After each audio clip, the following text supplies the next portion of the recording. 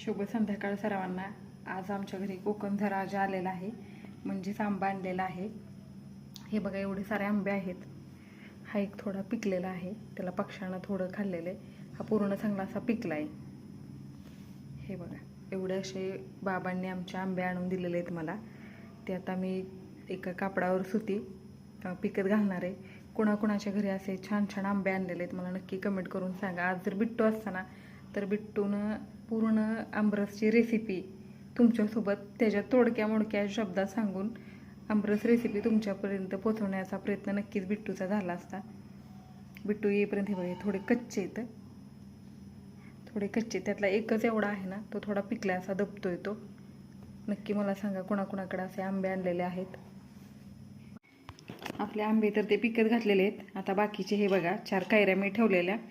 मला बनवायचं होतं लोणचं, पण आता हे 4 कैऱ्यांमध्ये ते होणार नाही आहे। चला म्हटलं जाऊया, आणि जाऊ देत म्हटलं आता आपण ह्याचा बनवूया मुरंबा। गुळातला मुरंबा पण बनवणार आहे, साखरेचा पण आपण बनवू शकतो। हे बघा, अशी जी घाण असते ना, चिक लागलेली, ती पाण्यात 1-2 मिनिटभर ते भिजत घालायच्या कैऱ्या।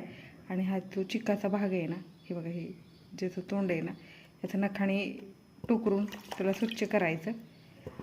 आणि कैऱ्या माझ्या स्वच्छ धुवून घेतलेल्या आहेत। ह्या सुती कापडाने मी पुसून घेते।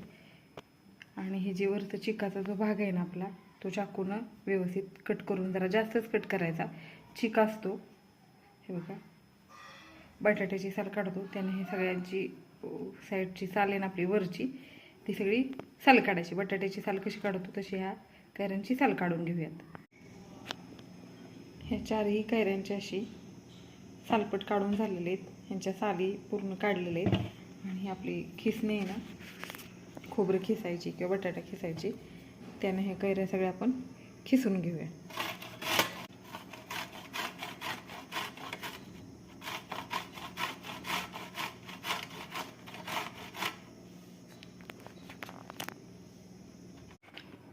आपल्या कैऱ्यांचा खिस करून झालेला आहे बघा, पातळ पातळ अशा कैऱ्या एकसारखा कैऱ्या खिसलेल्या आहेत। जेवढ्या कैऱ्याचा खिस आहे तेवढाच गुळ घेतलेला आहे। तुम्ही मोजून पण घेऊन जा। 1 वाटी कैरीचा खिस असेल तर 1 वाटी गुळ खिसून घ्या किंवा त्याचे तुकडे करून घ्या, जसं योग्य वाटेल तसं। गुळाऐवजी तुम्ही जर साखर वापरणार असेल तर साखरेचं प्रमाणसुद्धा तेवढंच राहील। लागणारं साहित्य 5 लवंग मी घेतलेले आहेत, वेलदोडा फोडलेला आहे, आणि दालचिनीचा मोठा तुकडा। गॅस चालू करून कढई तापायला ठेवूया।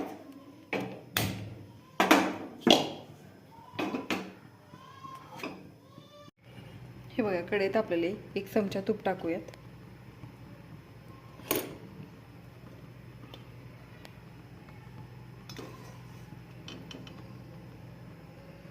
तूप वितळत आहे आपलं, गॅस थोडा बारीक करूया। तेल तापलेलं आहे बघा, सॉरी, तूप तापलेलं आहे आपलं। त्यात आपण खिसलेल्या कच्च्या कैरीचा खिस टाकूया।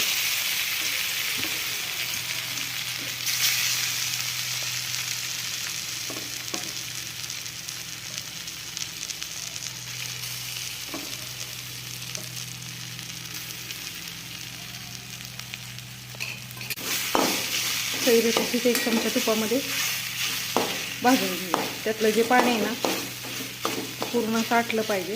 आता सुट्टा सुट्टा करून, हे बघा,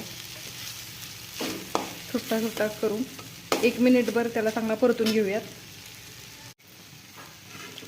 हे बघा, पाणी जे थरथर वाजत होतं ना, ते पूर्ण पाणी कमी झालेले। त्यात आपण टाकणार आहे गूळ।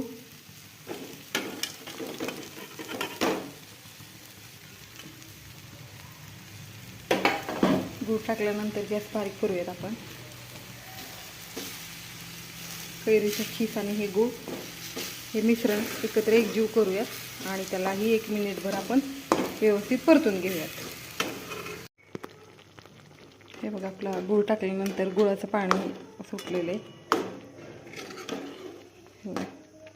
गुळाचे जे तुकडे असतील ना, किंवा आपला खिस आहे ना, तो पूर्णपणे ह्या कैरीच्या खिसामध्ये विरघळलेला आहे। गुळाचं चांगलं पाणी सुटलेलं आहे, खाली करपू नये किंवा लागू नये म्हणून हे सतत मिश्रण आहे ना आपलं गुळ आणि कैरीच्या खिसाचं हलक्याशा हाताने हलवत राहायचं. हे बघा, गॅसची फ्लेम वाढवूया.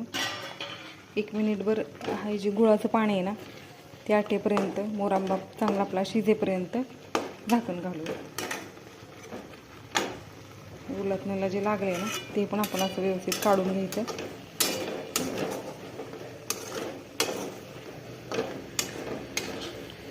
गूळ पटकन विरघळून काय होतं माहिती आहे का, जे काय आपलं पातेलं आहे किंवा कढई त्याला चिटकण्याचे चान्सेस जास्त असतो. त्यामुळं गॅसची फ्लेम जरी वाढवली असेल तरी सतत आपण हलवत राहायचं.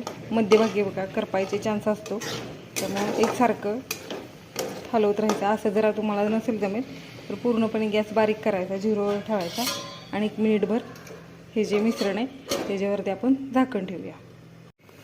आपण बारीक गॅसवर मोरंबा ठेवला होता 1 मिनिटभर. आपण झाकण काढून बघूया.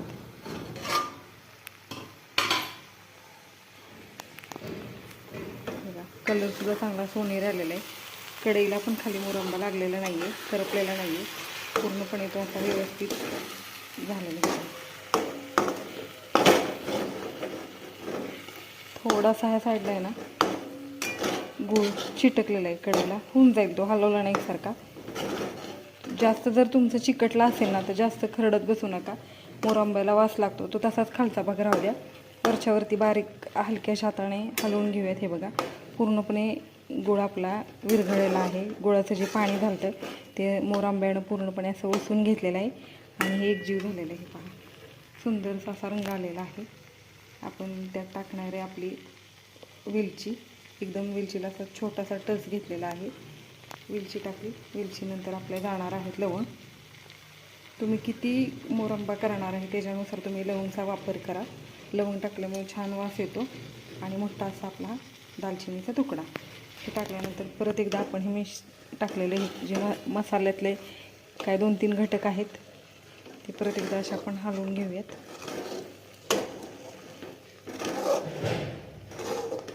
गूळ आपला व्यवस्थित विरघळला आहे आणि त्याचा जो पाक आहे ना तो व्यवस्थित झाला आहे. हे हातावर घेऊन बघायची सुद्धा गरज वाटत नाही आपल्याला. का माहिती आहे का, हे बघा, हे जे कढईला आहे ना व्यवस्थित अगदी मगाच्यापेक्षा आता व्यवस्थित चिकटलेला आहे. अजून एकदा आपण त्याच्यावर झाकण टाकूया आणि 1 मिनिटभर एकदम मंद आचेवर बारीक गॅसवरती आपण शिजून घेऊयात. हे बघा, गॅस पूर्ण असा बारीक केलेला आहे. त्याला एखादं मिनिटभर आपण पुन्हा एकदा मंद आचेवर ठेवूयात. 1 मिनिटभर आपण मंद आचेवर ठेवला होता. कापडाने आपण काढून बघूयात, नाहीतर काय जास्त वेळ ठेवला ना तर ते खाली चिटकेल. हे बघा, सुंदरसे असं गूळ विरघळून असे ते छान शिजलेले. हे बघा, जो मोरंबा होता ना तो हिरवट कैरीचा आपला रंग होता ना तो पूर्णपणे बदललेला आहे. हे बघा, गुळाचा जो पाक होता, जे पाणी सुटलं होतं ते सुद्धा विरघळलेलं होतं, ते पूर्ण ओसून घेतलेले. थोडासा पसरवूयात. सुंदर असा आपला मोरंबा तयार झालेला आहे. गॅस बंद करूयात आपण आणि अजून एकदा झाकण घालून ठेवूयात. मोरंबा आपला तयार आहे. आपला मोरंबा व्यवस्थित एकदम तयार झालेला आहे. हे बघा, चिनी मातीच्या किंवा काचेच्या बरणीत तुम्ही भरून ठेवू शकता. खूप सुंदर असा मोरंबा होता. मी चिनी मातीची बरणीचा वापर केला आहे. तुम्ही असंच बाहेरही ठेवू शकता किंवा फ्रीजमध्ये ठेवा. पूर्ण वर्षभर राहणारा हा मोरंबा आहे. जे साहित्य आहे, जे प्रमाण आहे, जशी कृती आहे तशा प्रकारे जर तुम्ही केला तर पूर्ण वर्षभर आहे असा मोरंबा राहतो. त्यालावरती बुरशी किंवा बुरा येत नाही आहे. बघा, खूप सुंदर चटपटीत लागतो. मोरंबा बघून कोणाकोणाच्या तोंडाला असं पाणी सुटलं आहे मला नक्की कमेंट करून सांगा. खूप साधी सोपी रेसिपी, नक्की ट्राय करा आणि मला सांगा. Bye bye.